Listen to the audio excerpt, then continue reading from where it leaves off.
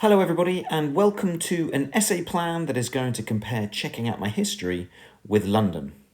This video will show you how to compare the two poems effectively.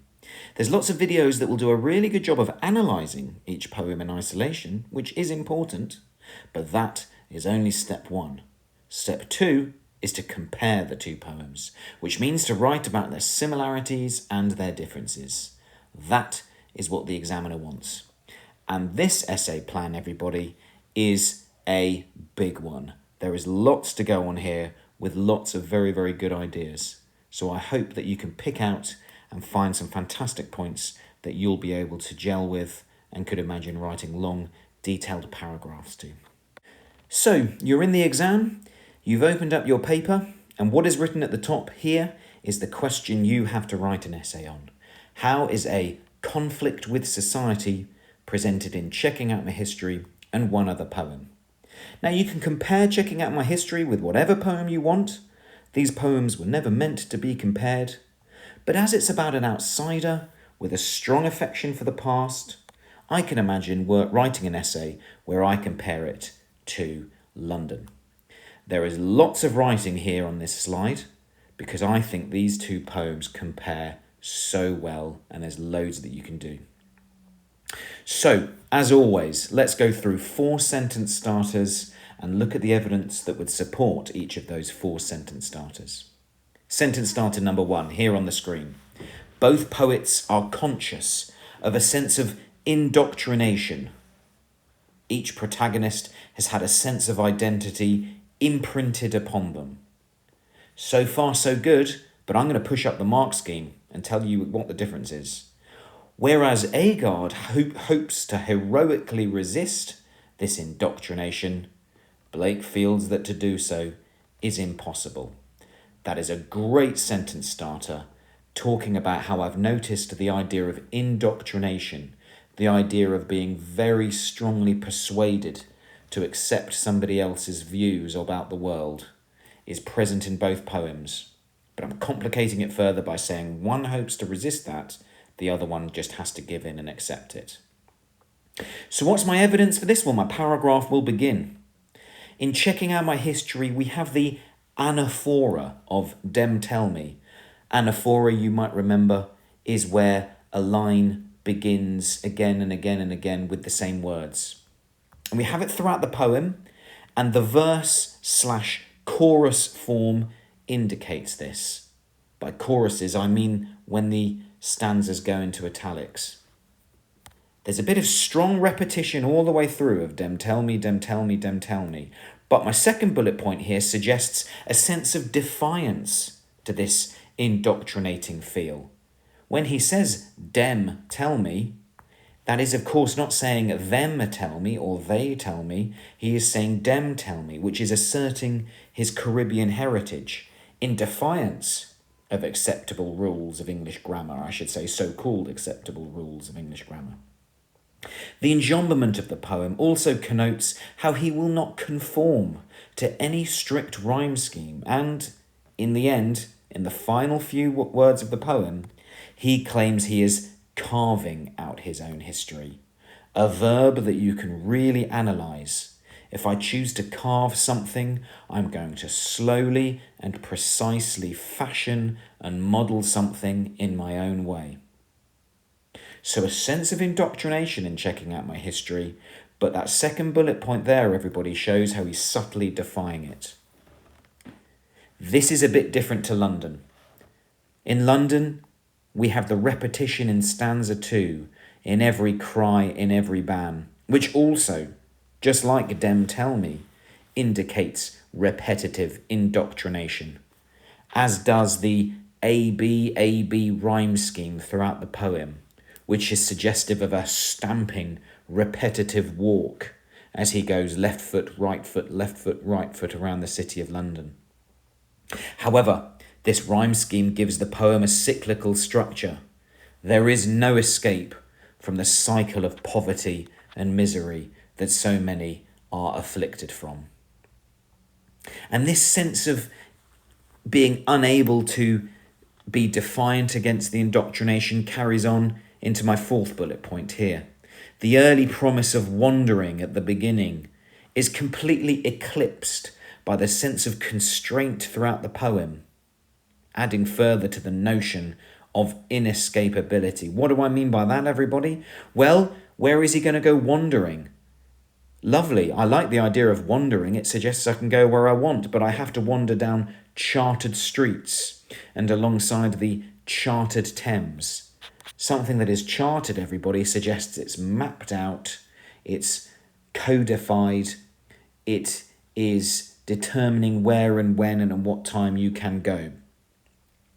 The repetition of charted as well, further stamping into the reader the idea that the Londoners' fates are mapped out forever as a path they are unable to deviate from.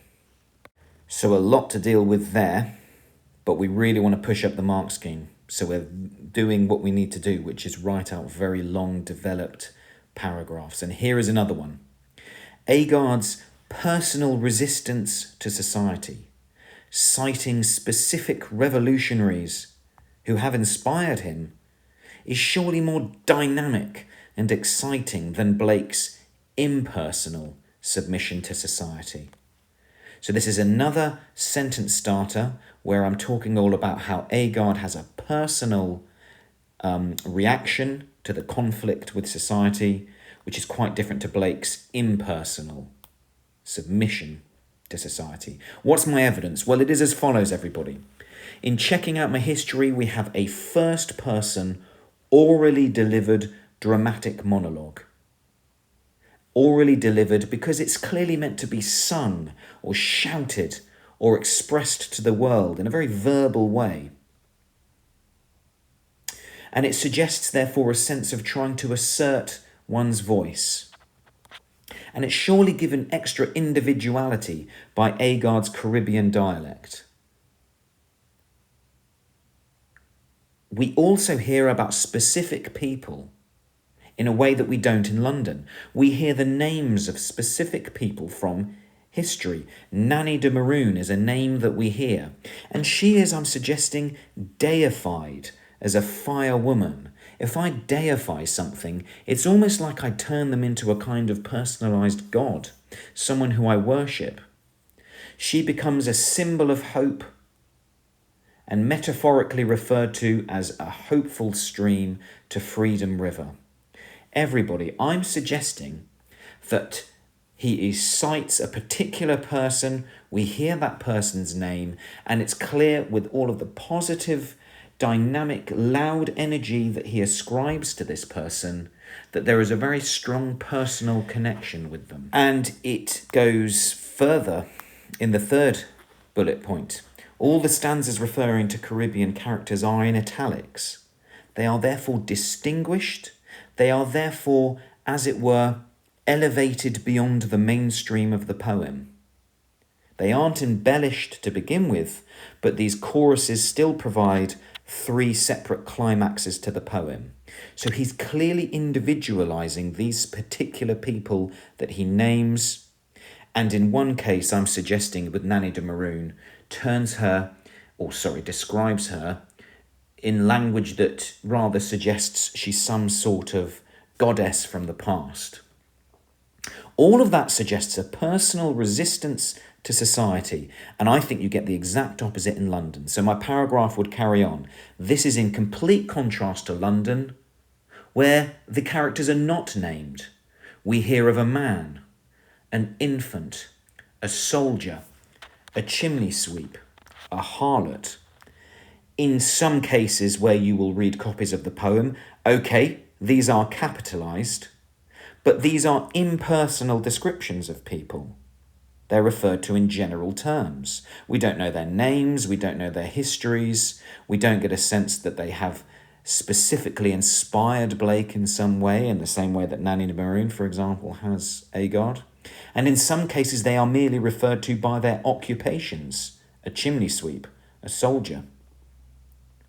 So I'm suggesting to you, everybody, that whereas Agard has a very personal connection with history, this is completely different to Blake, who has an impersonal submission to society. Sentence starter number 3, paragraph number 3. Again, lots of writing on this screen.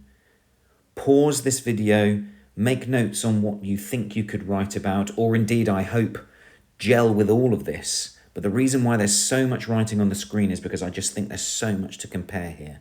This is going to be a paragraph about nature, a very key motif through all of these poems that we study. And what I'm doing here is I'm noticing nature is in both poems and I'm thinking, how can I compare them? Well, hopefully with the following sentence starter, everybody. Both poems consider that society's powerful attempts to control man go against the laws of nature. Man is at one with nature, and society is intervening in this relationship, and that's where the conflict is. So far so good, but I'm going to get even more marks if I carry on my sentences as follows. Again, Agard derives hope that this conflict can be overcome, but Blake feels society will continue to go against the natural world. So another fantastic topic sentence, everybody, and I'm talking about how society is providing a conflict with nature. Agard thinks we can get over that. Blake thinks that we cannot. What's my evidence for this, everybody? Well, all of the historical figures are described in very visionary, impressive ways. One is described as a vision. One is described as a beacon. One is described as a seafar woman. But then notice how they are also all associated with elements of nature. One is described as a freedom river. Another is described as a healing star. And another is described as a yellow sunrise. So all of this inspiring visionary language to describe the characters from history is complemented by language that is to do with nature. So they're clearly combined and conjoined as two powerful, perhaps you may argue, enduring, almost eternal forces. Yellow does indeed have connotations of dying, but also hope, a glowing, warm colour that's only going to get brighter and brighter. And so I'm suggesting to everybody that these powerful images of nature, combined with powerful visionary language such as vision or beacon or seeing far, as it says in my first bullet point, these ideas of generative, life-producing forces are all in total contrast to what we get in London, which concludes its poem with the idea of a curse that blasts the newborn, which afflicts newborn babies and blights the marriage hearse, which brings an end to what is meant to be a happy union between people, that being marriage. That's such a powerful possible beginning of a paragraph, but we want to carry on and extend our paragraph and get even more marks by saying the following. Then in checking, with all of this idea of a beacon or fire or star, these are surely big bright images that are to do with light and hope. This is very different to London, where we hear of the midnight streets and what is undoubtedly a polluted Thames. This may also be an allusion, a hint of religion. In checking, it sounds pure and natural and free from the confines of a city or society. Look at the previous paragraph for that. But in London, it's part of society, it's controlling and it's uncaring. And in London, to go further, when we hear of the natural world in London, it is to do with the Thames. But we know that the Thames is charted. It's been mapped out and controlled to some extent by human beings. Also, we hear of mind-forged manacles. The mind, the brain, and the chemical reactions that occur within it is, of course, a natural part of the world, but metaphorically it is manacled, it is handcuffed. The people of London are unable to think for themselves.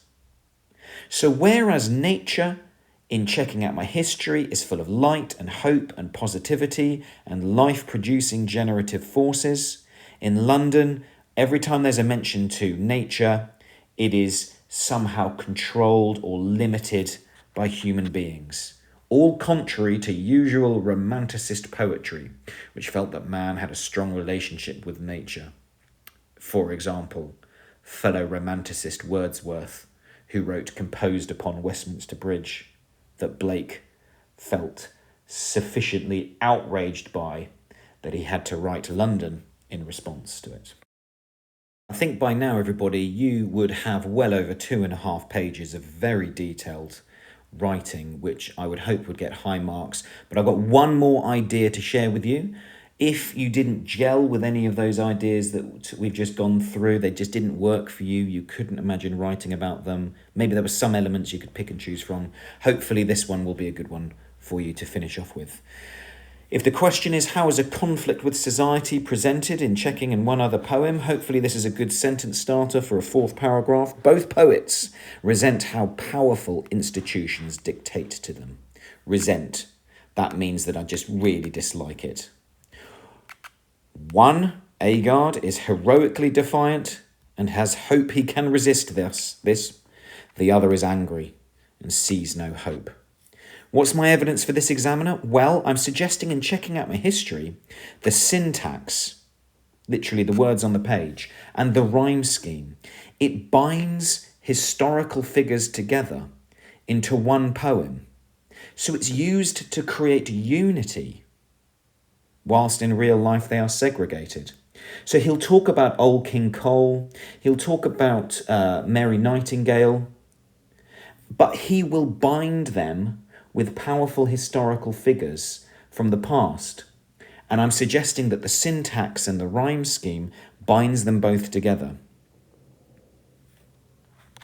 I'm suggesting that this is slightly similar to London, where the consonants of Mind-Forged Manacles binds together with the assonants of the poem, such as palace, appalls, and runs in blood. This also brings separate elements of society together, but the anger and the aggression suggests that these powerful institutions and human beings would prefer to not be united. So that's a really clever point. Well, I hope it's a clever point, you might disagree, where checking out my history, because of the structure of the poem, it's trying to create unity and bind together two separate elements, quite unlike London, which is also binding people together and institutions, but it suggests they're not quite as compatible.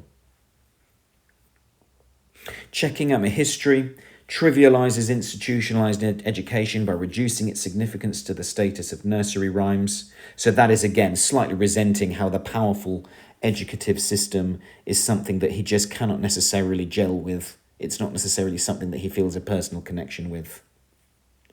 And also, this is quite similar, perhaps you may argue, to London, which is accusatory against landowners, the church, the palace, via a range of extremely strong verbs throughout, and especially so with some very aggressive and angry plosive alliteration in stanza 3. So everybody, what we've just gone through is a very detailed, very ambitious, I feel, essay plan that I hope would answer that question on checking out my history to quite a high-level, detailed way. Not all of that was particularly easy. It might be worth going over portions of this video again and again, but that, I hope, goes into the level of detail that, if I was certainly marking it, I would have to give very, very high marks. I hope that all helps. Bye for now.